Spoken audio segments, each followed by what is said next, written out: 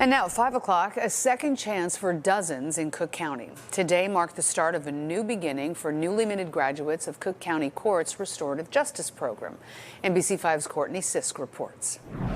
Through this program today, 46 graduates will go back into the Chicago community as contributing citizens, not convicted felons.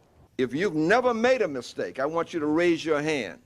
Silence and not a single hand. It's that realization that serves as a founding principle of the Restorative Justice Community Courts, founded in 2017. What this program is a program that focuses on healing rather than punishment. Men and women between 18 to 26 who have nonviolent misdemeanors and felonies find a second chance in these courts. They're offered access to job training, educational opportunities, and support. Their cases are dismissed and records expunged. They are heard.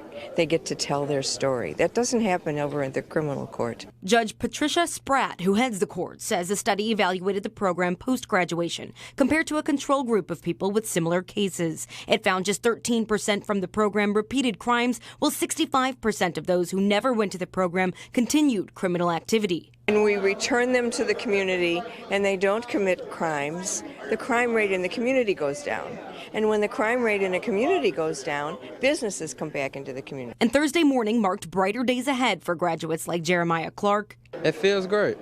I had a lot of opportunities to make a better person out of myself. Clark grew up in the Austin neighborhoods. His case stemmed from a 2021 incident, but now, with a new lease on life, he dreams of becoming a professional artist through music or architecture and has a message for anyone heading down the wrong path.